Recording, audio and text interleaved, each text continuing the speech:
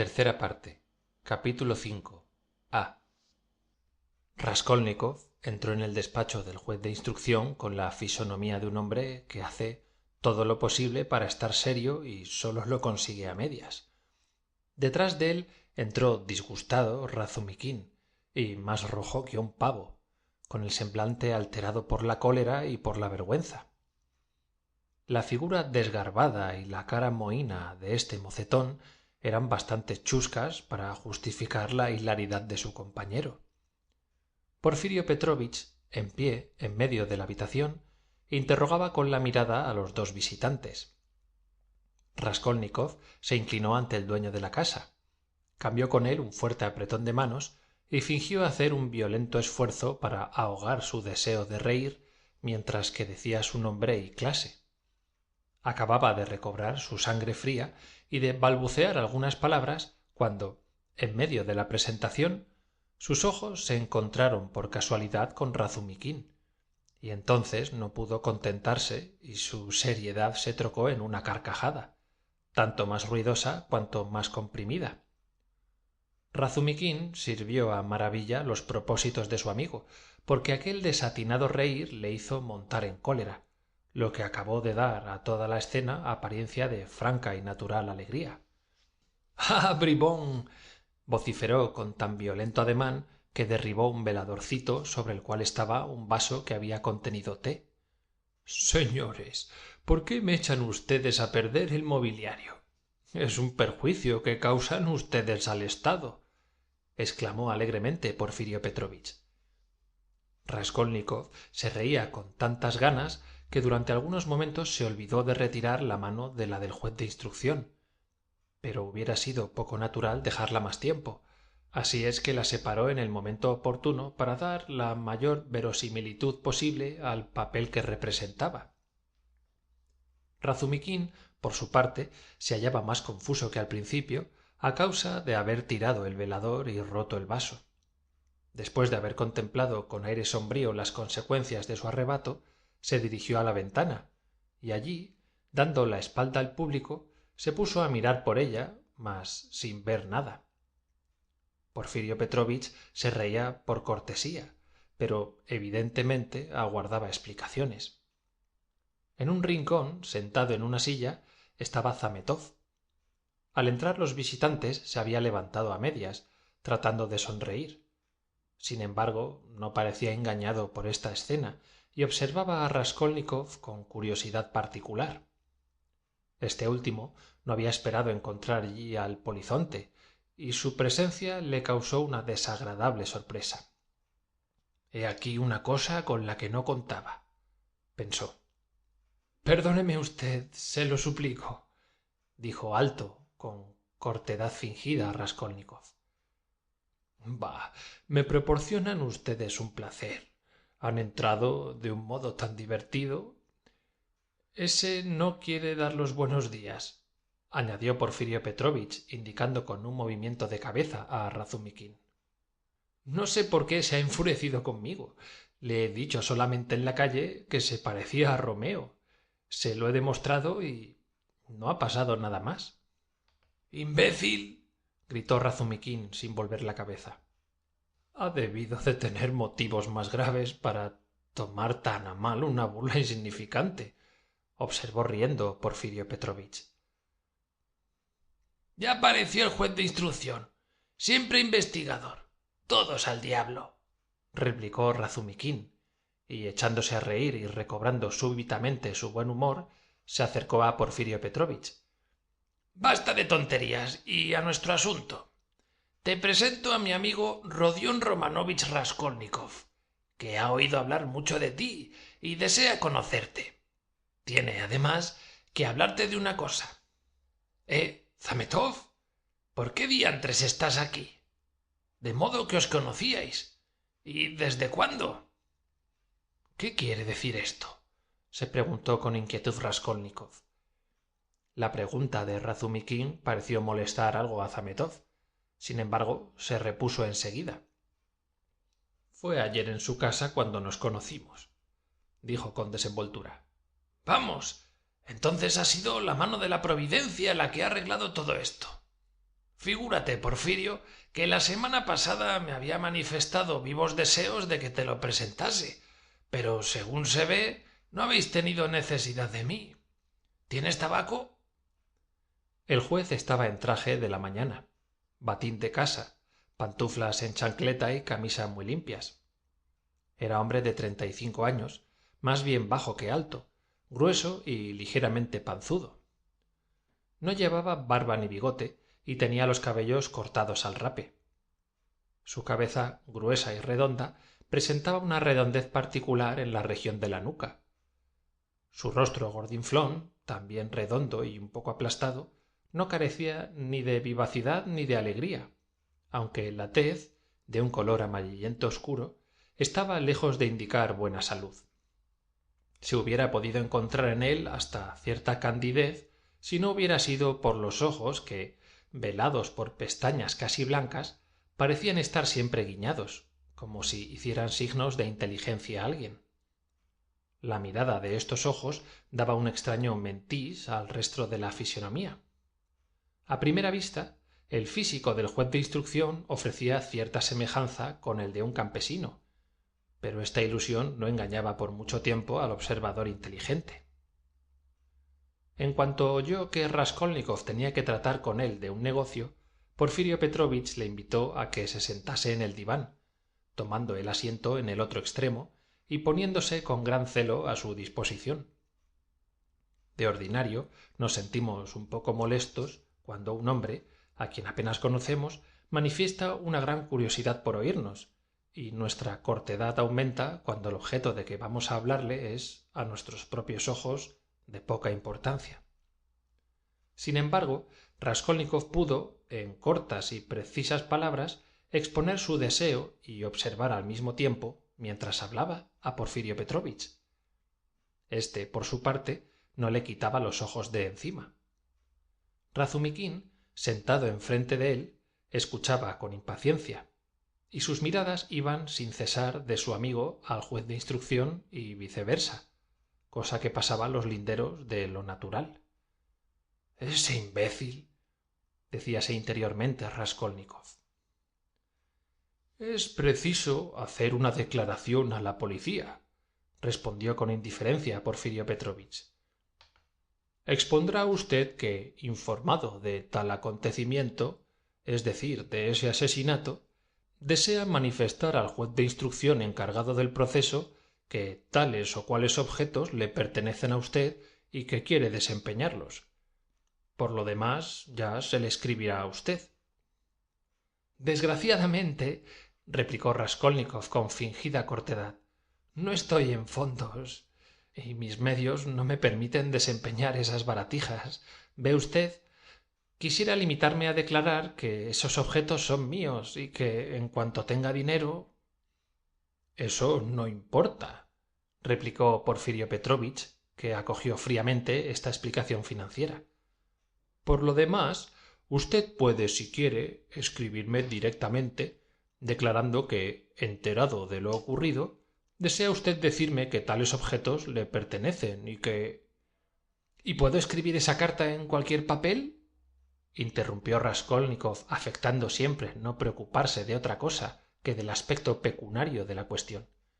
«Oh, en cualquier papel». Porfirio Petrovich pronunció estas palabras con aire francamente burlón, haciendo un guiño a Raskolnikov. Por lo menos el joven hubiera jurado que aquel movimiento de ojos se dirigía a él y que encubría mal una segunda intención. Quizás, después de todo, se engañaba, porque aquello duró apenas el espacio de un segundo. «Ese lo sabe», se dijo instantáneamente. «Perdóneme usted haberle molestado por tan poca cosa», añadió bastante desconcertado. «Esos objetos valen en junto 5 rublos, pero tienen para mí especial valor y confieso que tuve mucha inquietud cuando supe...» «Por esto te pusiste tan alterado ayer al oírme decir a Zosimov que Porfirio Petrovich interrogaba a los propietarios de los objetos empeñados», recalcó con intención evidente Razumiquín. Era demasiado. Raskolnikov no pudo contenerse y lanzó sobre aquel inadvertido hablador una mirada relampagueante de cólera. Mas, comprendiendo enseguida que acababa de cometer una imprudencia, trató de repararla. Parece que te burlas de mí, amigo mío, dijo a Razumiquín con aire ofendido. Reconozco que me preocupo, quizá demasiado, de cosas muy insignificantes a tus ojos, pero esto no es una razón para mirarme como un hombre egoísta y avaro. Estas miserias pueden tener valor para mí. Como te decía hace un momento, ese reloj de plata, que apenas vale un groch, es lo único que me queda de mi padre. Búrlate cuanto quieras, pero mi madre ha venido a verme. Y al decir esto se volvió hacia el juez. Y si supiese, continuó de nuevo, dirigiéndose a Razumiquín, poniendo la voz todo lo temblorosa que pudo. Si supiese que no tengo el reloj, te aseguro que la pobre sentiría un nuevo disgusto. Oh, las mujeres. ¿Pero qué dices? No me has entendido. Has interpretado mal mi pensamiento, protestaba Razumiquín, todo acongojado. ¿Habré hecho bien? ¿Habré forzado demasiado la nota? Se preguntaba ansiosamente Raskolnikov. ¿Por qué habré dicho yo las mujeres? ¿Ha venido su madre de usted? Preguntó Porfirio Petrovich. Sí. ¿Cuándo ha llegado? Ayer noche. El juez de instrucción se quedó callado un momento como si reflexionase. Los objetos que le pertenecen no hubieran podido extraviarse jamás, repuso con tono tranquilo y frío. Desde hace tiempo esperaba yo la visita de usted. Al decir esto, aproximó vivamente el cenicero a Razumiquín, que sacudía implacablemente sobre el tapete su cigarro. Raskolnikov se estremeció, pero el juez de instrucción no pareció advertirlo, ocupado como estaba en preservar el tapete. ¿Cómo? ¿Esperabas su visita? ¿De modo que sabías que había empeñado algunas cosas? Sin responder, Porfirio Petrovich se dirigió a Raskolnikov. Las alhajas de usted, una sortija y un reloj, se encontraban en casa de la víctima envueltas en un pedazo de papel en el cual estaba completamente legible, escrito con lápiz, el nombre de usted con la indicación del día en que se habían empeñado esos objetos. —¿Qué memoria tiene usted para todas estas cosas? —dijo Raskolnikov con sonrisa forzada, procurando, sobre todo, mirar con serenidad al juez de instrucción. No pudo, sin embargo, contenerse, y añadió bruscamente. Digo esto porque deben de ser muchos, sin duda, los dueños de objetos empeñados, y debe de costarle a usted, me parece a mí, mucho trabajo recordarlos a todos.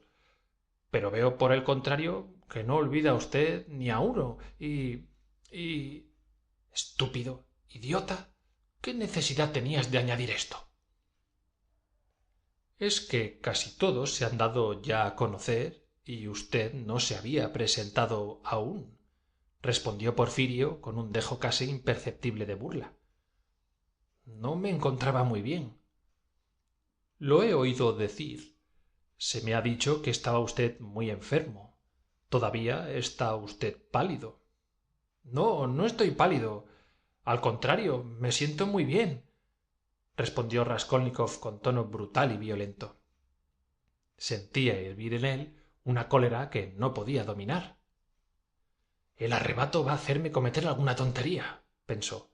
Pero, ¿por qué me exasperan? —¿Que no se sentía muy bien? Vaya un eufemismo —exclamó Razumiquín—. La verdad es que hasta ayer ha estado casi sin conocimiento. ¿Lo creerías, Porfirio? Ayer, pudiendo apenas sostenerse sobre las piernas, aprovechando un momento en que Zosimov y yo acabábamos de dejarle, se vistió, salió de su casa y estuvo vagando hasta medianoche, Dios sabe por dónde, y estando en completo delirio. ¿Puedes imaginarte una cosa semejante? Es un caso de los más notables. —Bah, ¿en estado completo de delirio? —dijo Petrovich con el movimiento de cabeza propio de los campesinos rusos. Es absurdo, ¿verdad? Por lo demás, yo no tengo necesidad de decirle a usted esto. La convicción de usted está formada. Dejó escapar Raskolnikov, cediendo a un arrebato de cólera. pero Porfirio Petrovich no pareció fijarse en estas extrañas palabras. ¿Cómo habías de haber salido tú si no hubieses estado delirando? Dijo exaltándose Razumikin. ¿Para qué semejante salida? ¿Con qué objeto? Y sobre todo, ¿por qué escapar así, ocultándote? Has de convenir conmigo en que tenías perturbadas tus facultades mentales. Te lo digo así, muy clarito, ahora que el peligro ha pasado.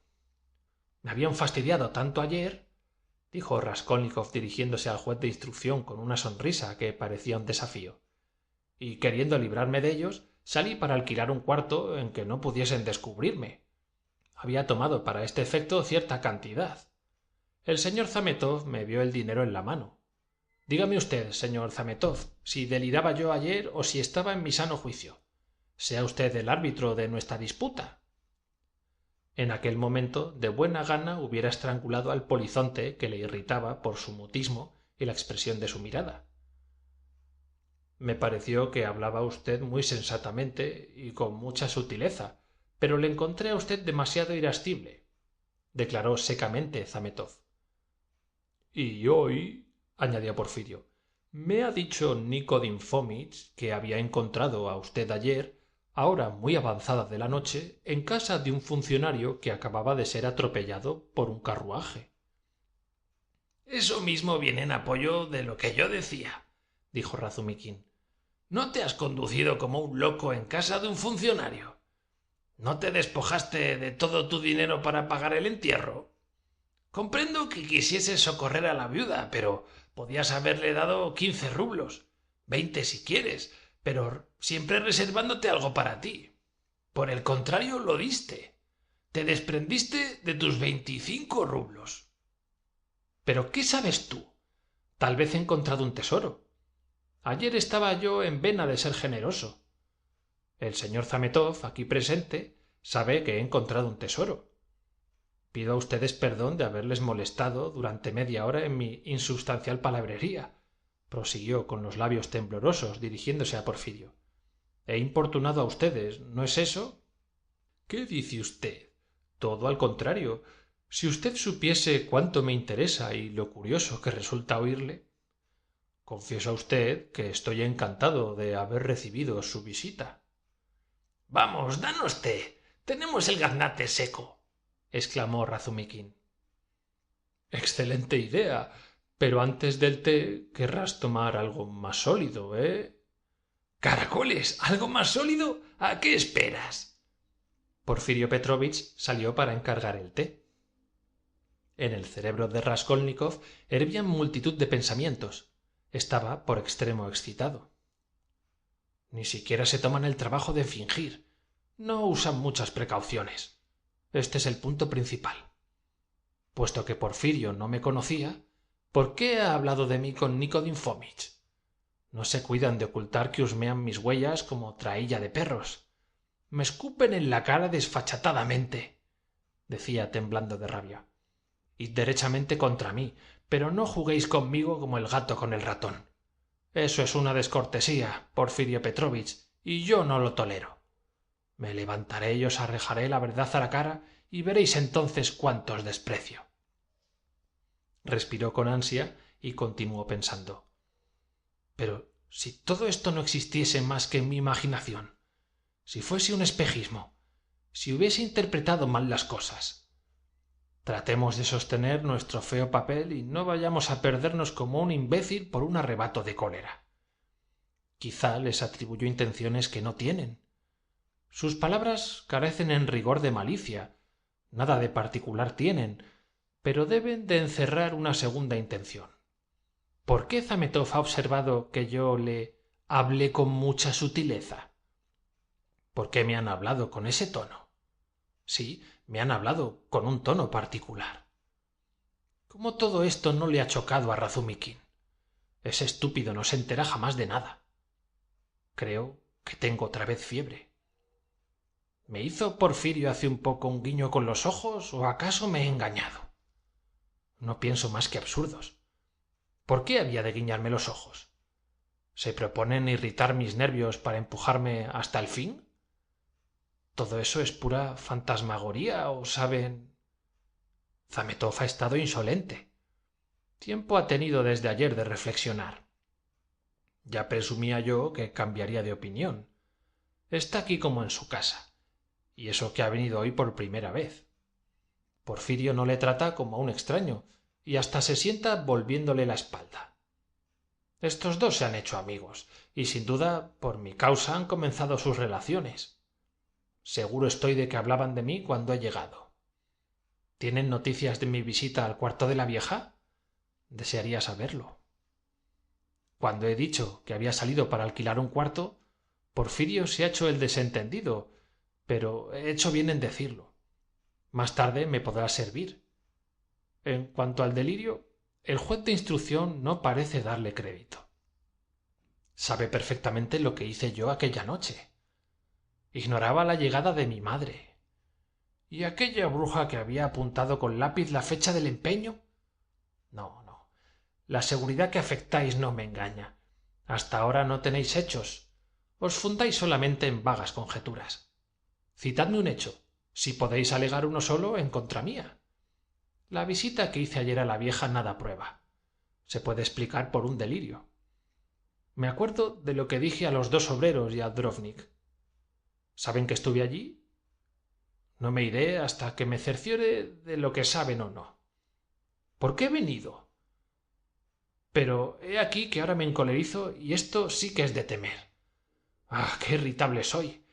Después de todo, más vale quizá que sea así. Sigo representando un papel de enfermo. Parece que va a interrogarme. Esto me va a hacer vacilar y perder la cabeza. ¿Por qué he venido? Todas estas ideas atravesaron su espíritu con la rapidez del relámpago. Al cabo de un instante volvió Porfirio Petrovich. Parecía de muy buen humor. Ayer, al salir de tu casa, amigo mío, no estaba yo muy bien de cabeza, comenzó a decir dirigiéndose a Razumiquín con una alegría que no había demostrado hasta entonces. Pero yo estoy bien. ¿Y qué tal? ¿La velada fue interesante? Os dejé en el momento más animado. ¿Por quién quedó la victoria? Como es natural, por nadie. Todos argumentaron a más y mejor en pro de sus viejas tesis. Figúrate que la discusión versaba ayer sobre lo siguiente, agregó, volviéndose hacia Raskolnikov. ¿Hay crímenes o no los hay? ¿Cuántas tonterías dijeron con tal motivo? ¿Qué hay en eso de extraordinario? Es una cuestión social que ni siquiera tiene el mérito de la novedad, respondió distraídamente Raskolnikov. La cuestión no se planteó en esos términos, observó el juez. Es verdad, no fue precisamente en esos términos, repuso Razumiquín con su insistencia de costumbre. Escucha, Rodia, y dinos tu opinión. Ayer me hicieron perder la paciencia. Te esperaba porque me habías prometido tu visita. Los socialistas comenzaron por exponer su teoría. Sabido es en qué consiste. El crimen es una protesta contra un orden social mal organizado, nada más. Con eso creen haberlo dicho todo. No admiten otro móvil para los actos criminales. Según ellos, el hombre es lanzado al crimen únicamente por el ambiente. Es su frase favorita. A propósito de crimen y de ambiente, dijo Porfirio Petrovich, dirigiéndose a Raskolnikov. Recuerdo un trabajo de usted que me interesó vivamente. Hablo de su artículo sobre el crimen. No me acuerdo bien del título. Tuve el gusto de leerlo hace 2 meses en La Palabra Periódica. ¿Un artículo mío en La Palabra Periódica? Exclamó Raskolnikov sorprendido. Recuerdo que hace 6 meses, cuando salí de la universidad, escribí un artículo a propósito de un libro, pero lo llevé a La Palabra Semanal y no a La Palabra Periódica. Pues fue publicado en esta última. Como La Palabra Semanal suspendió su publicación, mi artículo no pudo salir. Pero como esa revista se fundó con La Palabra Periódica, hace 2 meses que apareció en esta el artículo a que me refiero. ¿No lo sabía usted? No. Pues bien, puede usted ir a cobrar su importe. Qué raro es usted. Ni siquiera se entera de lo que directamente le interesa. Muy bien, Rodia, exclamó Razumiquín. Tampoco yo lo sabía. Hoy mismo voy a pedir el número en el gabinete de lectura. ¿Hace 2 meses que se publicó? ¿En qué fecha? No importa, lo encontraré. ¿Y qué callado se lo tenía? ¿Cómo ha sabido usted que el artículo era mío? Yo no lo había firmado.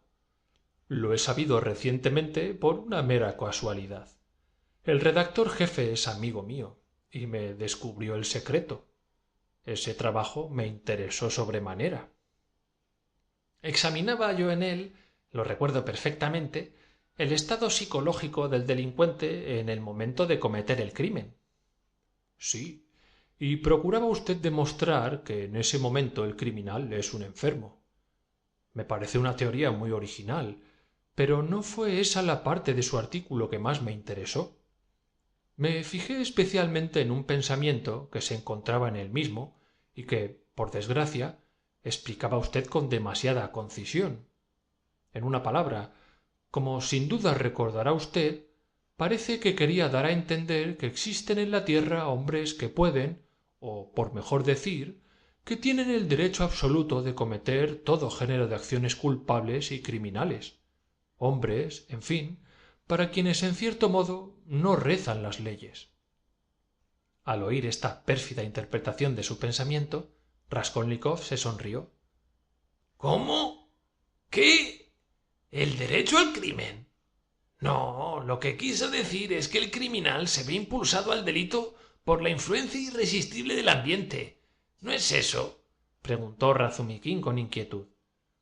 No, no se trata de eso, replicó Porfirio.